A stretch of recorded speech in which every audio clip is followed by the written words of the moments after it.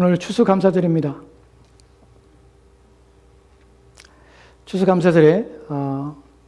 추수감사절은 성경에서 절기로 따지면 수상절, 또 구약에서 장막절이라는 절기로 표현되고 있습니다.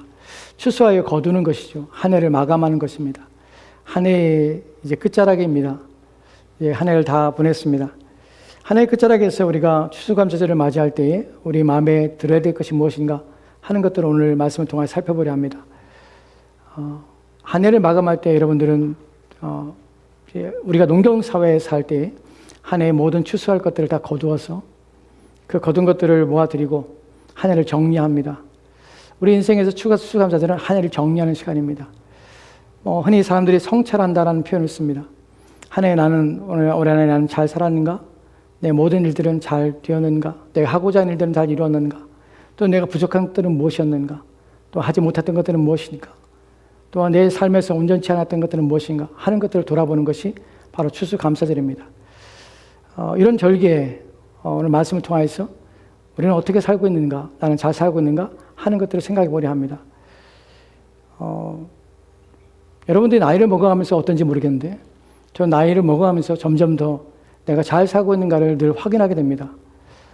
시운 중반에 들어서 물론 그전에도 시운이 넘어가면서부터 내 인생이 이제 얼마 남지 않았구나 하는 생각들을 가지게 되었습니다. 그리고 남은 날 어떻게 보낼 것인가 하는 것을 고민하며 보내고 있습니다. 여러분 알다시피 제가 일기를 쓰고 있습니다. 매일매일 일기 쓰는데 제 성격이 일기 쓰는데도 거기에도 포함되더라고요. 일기를 쓰는데 내일 거를 오늘 쓰고 있더라고요.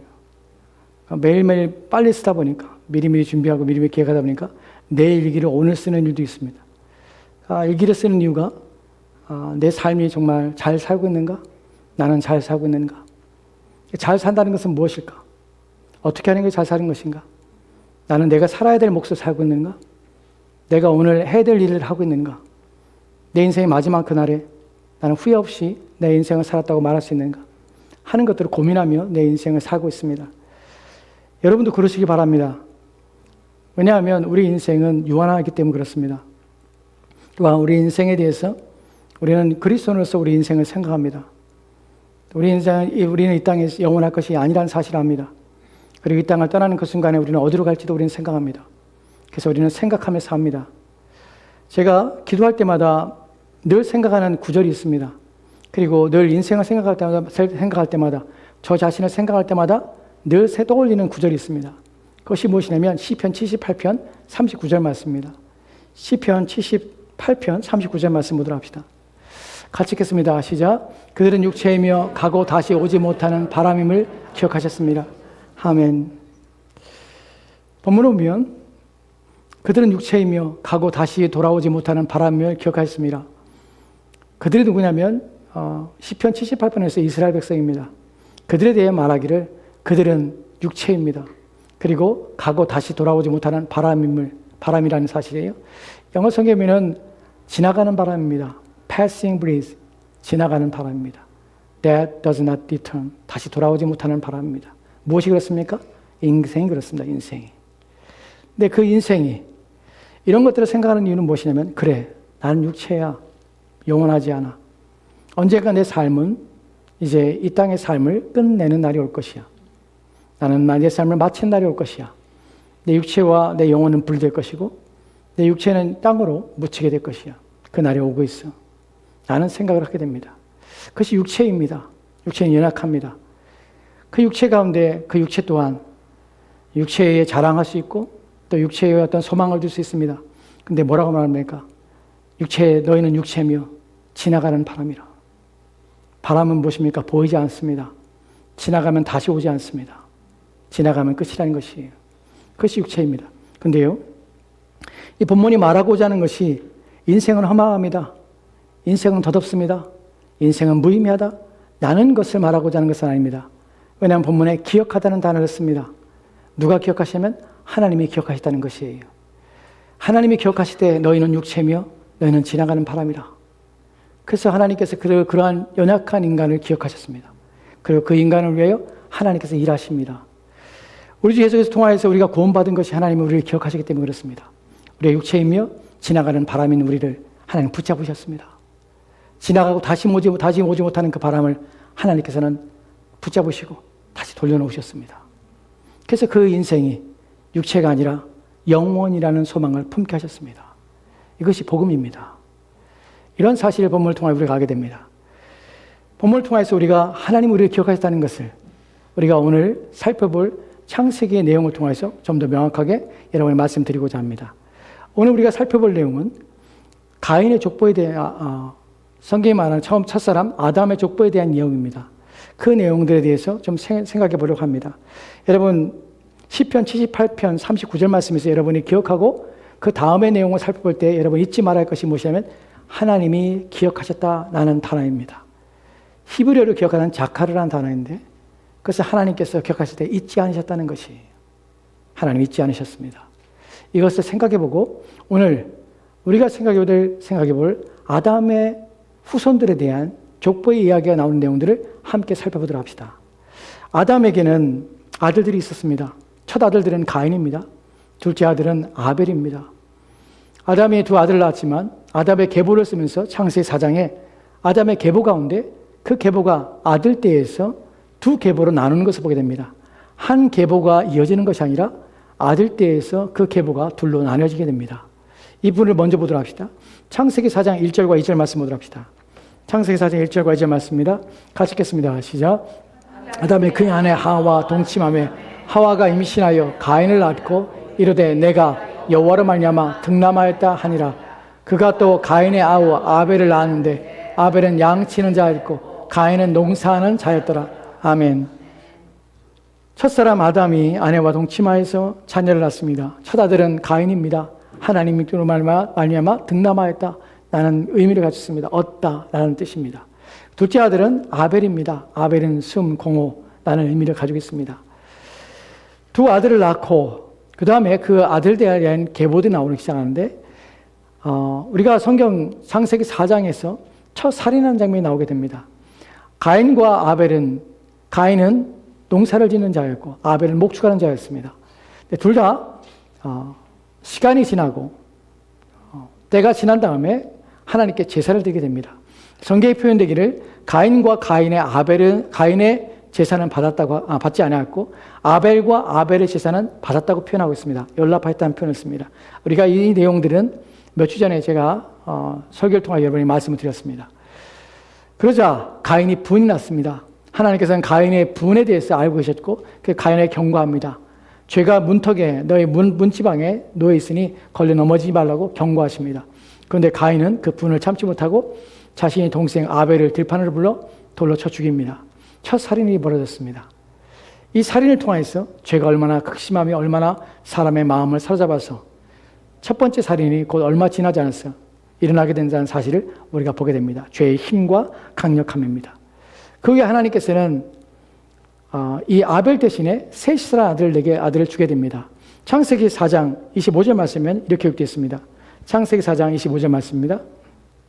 같이 읽겠습니다. 시작. 아담이 다시 자기 아내와 동침하며 그가 아들을 낳아 그의 이름을 셋이라 했으니 이는 하나님이 내게 가인이 죽인 아벨 대신에 다른 씨를 주셨다 함이라. 아멘.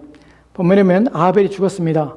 그래서 하나님께서 아담과와 동침함으로 하나님께서 그에게 아들을 주시는데 그 아들 이름을 셋이라 합니다. 하나님께서 내게 가인을 죽인 아벨 대신에 다른 씨를 주셨다 표현합니다. 아벨의 이름은 대신하다는 것입니다. 대체하다는 뜻이에요. 그래서 그 아들을 주신 것입니다. 아벨 대신에 셋이 대체하다는 뜻입니다. 셋을 주신 것입니다.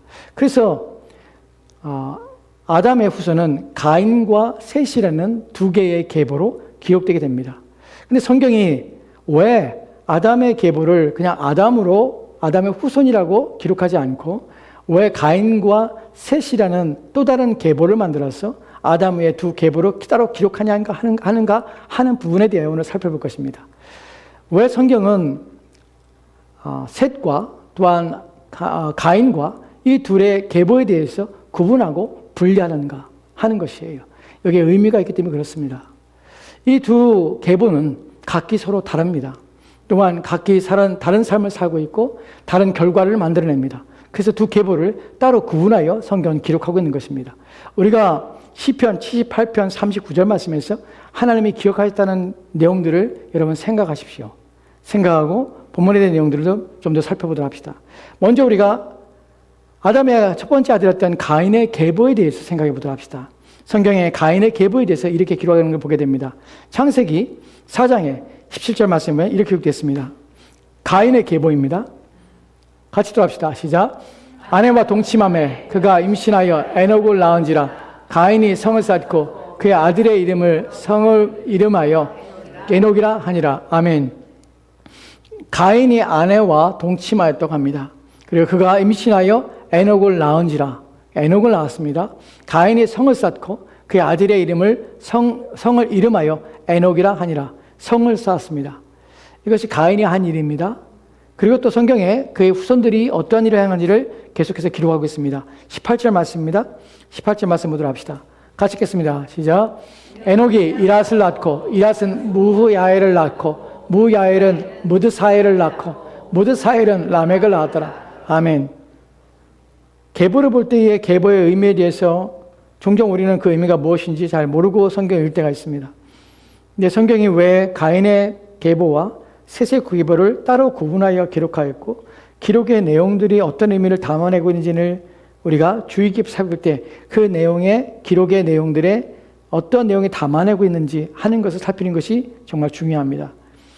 지금부터 우리가 살펴보는 가인의 후손에 대한 기록들의 내용들을 주의 깊게 살펴보십시오. 그리고 이것이 무엇을 표현하고 있고 어떤 내용을 담아내고 있는가 하는 것을 생각해 보십시오. 에녹이 이랏을 낳고 이랏은 무야엘을 낳고 무야엘은 무드사엘을 낳고 무드사엘은 라멕을 낳았다고 합니다. 그리고 19절 말씀에는 라멕에 대해 나옵니다. 19절 말씀 보도록 합시다. 같이 읽겠습니다. 시작. 라멕이 두 아내를 맞이하였으니 하나의 이름은 야다요 하나의 이름은 셀라였더라. 아멘. 라멕이 무엇을 했습니까? 아내를 얻었습니다. 근데 아내를 얻었는데 두 아내를 얻었다고 표현합니다. 중원입니다. 처음으로 등장하는 것이 바로 이 중원의 제도가 여기서 나옵니다. 라멕이 두 아내를 두었습니다. 여기서 일부 다처제의 모습이 등장하기 시작합니다. 라멕이 두 아내를 듣고 그리고 이런 내용들이 성경에 기록되고 있습니다. 하나 아내의 이름은 야다고 하나 이름은 실라입니다. 그리고 그의 후손을 보도록 합시다. 20절 말씀입니다. 20절 말씀은 이렇게 기록되어 있습니다. 같이 읽겠습니다. 시작. 야다는 야발을 낳았으니 그는 장막에 거주하여 가축을 치는 자의 조상이 되었고 아멘. 족보로 기록한 내용들을 주의 있게 살펴보십시다. 야다는 야발을 낳았으니 그는 장막에 거주하며 가축을 치는 자의 조상이 되었고 이 말의 의미를 좀 생각해 볼까요? 야다는 야발을 낳았습니다. 그는 장막에 거주합니다. 장막에 이제 털을 잡고 이제 거기서 거주하며 살기 시작했습니다. 가축 치는 자의 조상이 되었더라 표현하고 있습니다. 히브리어의 의미를 좀 생각해 볼 필요가 있는데요.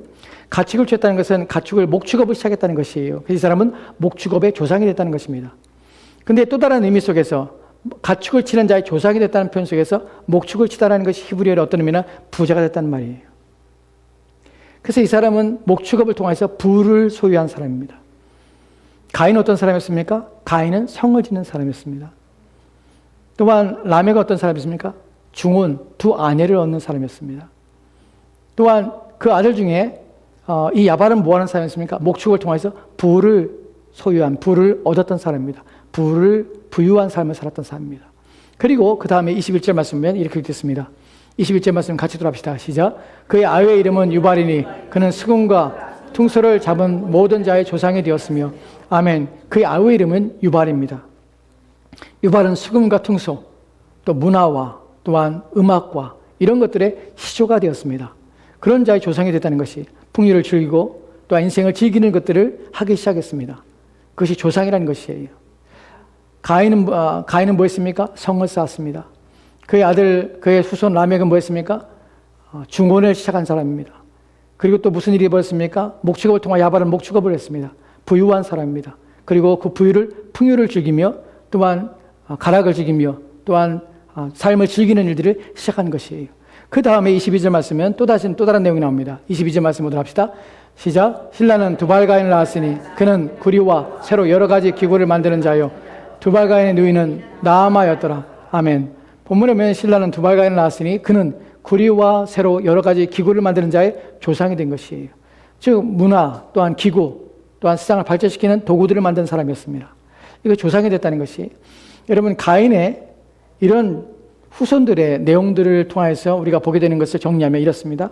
성을 쌓는, 세상을 이롭게 하고 안전하고 보호하는 일들을 하며 또 큰 문화를 발전시킵니다. 또한 중원제를 통해서 일부 다처제에 또한 시초가 되었고, 또한 부유한 부자가 되는 목축업을 하며 이런 일을 행했습니다. 또한 그것뿐만 아니라 가락을 즐기며 풍류를 즐기며 음악을 즐기는, 또한 즐거움을 만드는 사람이었습니다. 그리고 온갖 기구와 도구를 만들어서 삶을 풍성하며 세상을 이롭게 하는 일들을 했습니다. 이것이 가인의 후손들이 한 모습들이에요. 세상을 이롭게 하고 세상을 유익하게 하고 사람의 삶의 질을 바꾸고 사람을 즐겁게 하고 기쁘게 하는 것들이 나쁜 것은 아닙니다. 근데 이런 것들을 하는 것이 가인의 후손들이 한 일이었습니다. 근데 아벨의 그러면 셋세, 가인의 족보와 셋세 족보를 비교하고 있는데 셋세 후손은 무엇을 했냐는 것이에요. 그리고 이 사람들에 대해서 어떻게 기록됐는가 하는 부분이에요. 이 부분을 좀 생각해 보도록 합시다. 창세기 5장에 바로 이 셋세 후손들이 나오는데 창세기 5장 6절과 8절 말씀에 이렇게 기록되었습니다. 같이 들어갑시다. 같이 읽겠습니다. 시작. 셋은 105세에 에노스를 낳았고 에노스를 낳은 후 800년을 지내며 자녀들을 낳았으며 그는 902세를 살고 죽었더라. 아멘. 셋은 105세에 에노스를 낳았습니다. 에노스를 낳은 후 800년을 지냈습니다. 자녀를 낳았으며 그는 902세에 이세를 살고 죽었더라. 그 다음에 셋에 대한 내용 다음에 그 다음에 9절부터 11절 말씀 보도록 합시다. 같이 들어갑시다. 시작. 에노스는 90세에 게나를 낳았고 게나를 낳은 후 805년을 지내며 자녀들을 낳았으며 그는 905세를 살고 죽었더라. 아멘. 본문에 보면은 에노스는 90세에 게나를 낳았습니다. 게나를 낳은 후 815년을 지내며 자녀를 낳았으며 그는 905세를 살고 죽었더라 표현합니다. 이런 식으로 셋의 후손들은 기록이 되어 있고 또 이런 식으로 셋의 후손들이 어떠한 사람 누구인지를 말하고 있습니다. 여러분, 여기서 가인의 후손과 셋의 후손에 대한 성경의 기록 방식이 좀 다르다는 사실을 여러분이 인지하였습니까? 둘의 내용이 다르죠. 가인의 후손들에 대한 내용들은 무엇이었습니까? 그 내용들은 무엇인가 행하고 무엇인가 이루는 것들이었습니다. 성공과 또한 번영과 또한 즐거움, 쾌락을 추구하며 또한 세상에 대해서 어떤 문화를 발전시키는 것처럼 그런 모습을 보였습니다. 그런데 셋의 후손들에 대해서 설명할 때 성경은 다른 표현을 쓰지 않습니다. 그가 언제 태어났는지 그리고 몇 세를 살았는지 언제 죽었는지를 표현하고 있습니다. 다른 얘기를 하지 않았습니다. 그렇다면 성경이 이렇게 기록한 내용들이 이들에 대해서 아무것도 하지 않았는가? 그냥 애만 낳다가 죽었는가? 라는 부분이에요. 그렇지 않습니다. 그런 식으로 표현하지 않습니다. 이들에 대해서 중요한 포인트가, 성경이 보는 포인트가 각기 다르다는 것입니다. 그 의미하는 바가 다르다는 것입니다. 이들에 대해 성경이 말할 때에 성경에서 창세기 보면은 4장 26절 말씀에는 에노스에 대해서 말하는 것이 나옵니다. 창세기 4장 26절 말씀 같이 들어갑시다. 시작. 셋도 아들을 낳고 그의 이름을 에노스라 하였으며 그때의 사람들이 비로소 여호와 이름을 불렀더라. 아멘.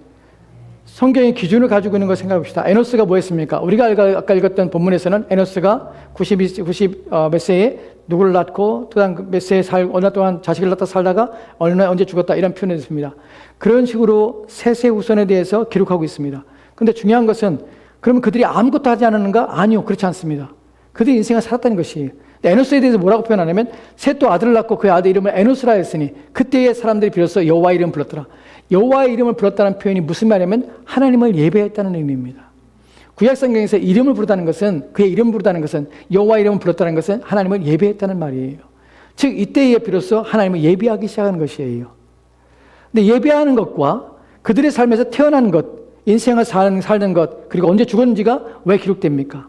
왜냐하면 그들의 태어남을 기억하셨고 그들이 살아가는 삶을 기억하셨고 그들이 죽을 때를 기억하셨다는 것이 누가? 하나님이. 성경의 기록 목적에서 그들이 태어남, 산 동안, 그 다음에 죽을 때에 이 표현들이 왜 이런 기록 속에서 그들이 행한 모든 것들에 대해서 왜 이런 방식으로밖에 기록하지 않았는가? 가장 성경이 중요하게 여기는 것이 무엇이냐면 언제 태어났는지 하는 것이 중요한 것이. 왜 그럴까요? 왜냐하면 하나님이 기억하시기 때문이에요. 하나님이 이 땅에 내셨기 때문에 그래요. 이 땅에 하나님이 그를 내신 것이 언제인가? 그리고 그동안의 이 자리의 인생 속에서 그들의 삶에 그들의 수명을 기록한 것은 그들이 그동안에 하나님께서 그들의 삶을 지키셨고 인도하였다는 것. 그들이 이 땅을 떠나는 것을 죽음에 대한 내용들을 연수를 기록하는 것이 무엇입니까? 그들이 그 죽을 때로 하나님께 돌아간다는 사실을 기억하는 것이. 그래서 태어남, 인생, 삶에 대한 연수, 죽음에 대한 기록들은 하나님과 함께 했다는 것이. 왜냐하면 에노스는 그의 평생에 무엇을 했습니까? 하나님을 예배하는 자로 삶을 살아간 것이에요. 이런 의미 속에서 가인과 셋의 계보는 전혀 다른 삶의 목적과 방향성을 가지고 있다는 것이. 그 결과가 전혀 다르다는 것이. 이것을 보여주는 것이 창세기 5장 21절과 22절 말씀에 이렇게 기록되었습니다. 같이 돌아갑시다. 시작. 에녹은 65세에 무드셀을 낳았고 무드셀을 낳은 후 300년을 하나님과 동행하며 자녀를 낳았으며. 아멘. 본문에 보면 에녹이라는 사람이 등장합니다. 셋의 후손입니다. 그는 65세에 무드셀을 낳았습니다. 무드셀을 낳은 후에 300년간 하나님과 동행했다는 표현을 씁니다. 이런 표현들을 쓰는 이유가 왜 셋의 족보는 왜 이렇게 기록됐는가? 왜냐하면 그들의 인생은 누구냐면 하나님 앞에 기억됐다는, 하나님과 함께 했다는 인생이 있음을 하나님께서 의도적으로 그들의 무엇을 행했냐가 중요한 것이 아니라 어떤 일을 행하는 것이 인생의 중요한 것이 아니라 어떠한 삶을 살았느냐가 중요한 것이, 무엇을 이뤘냐가 중요한 것이 아니라 그 삶 속에서 누구와 함께하는 삶을 살았는가 하는 것이 중요한 것이에요. 본문에서 300년간 하나님과 동행했다는 표현을 씁니다. 동행했다는 히브리어는 무엇이냐면 함께 걷다는 말이에요. 함께 옆에서 나란히 걷는 것입니다. 누구와? 하나님과 함께 걷는 것이에요. 이것이 동행하다는 의미입니다. 셋의 후손이 가지고 있는 특성은 무엇이냐면 그들의 삶이 왜 기억되는가 하는 것입니다. 왜냐하면 하나님이 그들을 내셨고 하나님이 동행하셨고 그들의 삶이 하나님께로 돌아가는 것, 하나님과 함께했기 때문에 하나님이 그들의 그들의 삶, 그들의 죽음을 기억하시고 내가 기억하는 자였다는 것을 기록하는 것이에요. 예전에 제가 20대 때요, 저희 아버님이 좀 집착하신 것이 있었는데 뭐냐면 묘지에 대해서 집착하였습니다. 그래서 저희 할머니의 묘를 제가 이제 20대 때 후반에 묘지를 마련하시고 돌아가시면 묻힐 장소를 마련하시고 하시는데 온님을 기울였습니다. 제가 이해가 안 되는 부분이었습니다. 왜 저렇게 집착하실까? 저희 묘지를 가족묘라고 하죠. 저희 아버님이 가족묘를 만드셨어요. 만드셔서 가족묘에 저희 증조 할아버지 할머니 묘를, 저희 할아버지, 저는 할아버지 얼굴을 모릅니다. 왜냐하면 제 아버님 어렸을 때 돌아가셔서 할아버지를 보지도 못하고 알지도 못합니다. 할아버지, 할머니 묘. 그리고 이제 본인들 형제들 묘를 만드는데 가묘를 만들죠. 아직 안 죽었으니까 가묘, 가짜 묘를 만들어요. 그리고 저희들 묘까지 해서 가묘를 만드셨습니다. 그렇게 큰 땅을 사서 거기다가 그걸 만드시더라고요. 그 비석을 세웁니다. 비석을 세우고. 이런 거 하는 이유가 무엇입니까? 기억하기 위한 것이. 기억하기 위한 것이. 후대가 기억하라는 것이. 그래서 제가 그때 그런 말을 했습니다. 저희 아버지 죄송한 말이지만 아버지, 아무도 기억하지 않아요.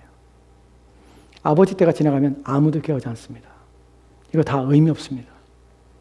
우리가 기억한들 돌아가신 분이 알거나 기뻐하거나 그러지 않습니다.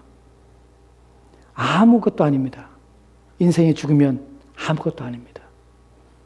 후대가 기억한다고 해서 이 땅을 떠난 사람이 그것을 알 수 없을 뿐만 아니라 그것 때문에 즐거워하거나 기뻐하지 않습니다. 인생은 그런 것이 아닙니다. 아버지가 이렇게 묘를 쌓고 거기다가 비석을 놓고 기억한다 할지라도 그 기억이 죽은 분에게 아무 의미 없을 뿐만 아니라 또한 후대가 기억하지도 않습니다.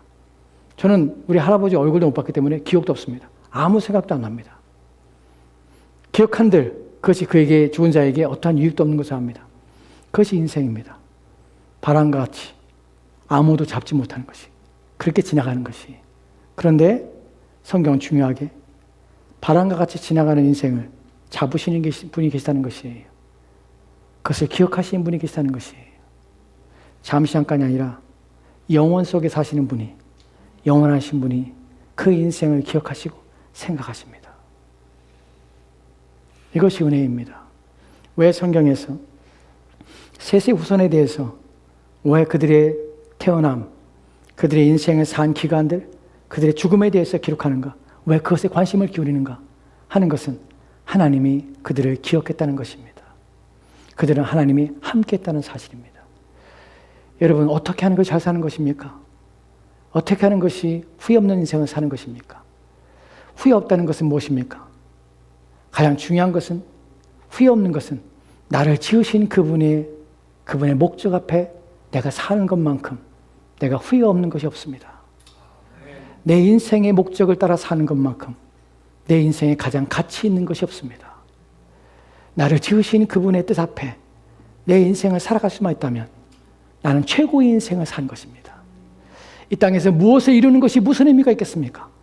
이 땅에서 어떠한 성공을 이루며 부유를 이루며 문화를 혁명하고 또한 세상을 이롭게 하는 것이 무슨 그에게 이익이 있겠습니까?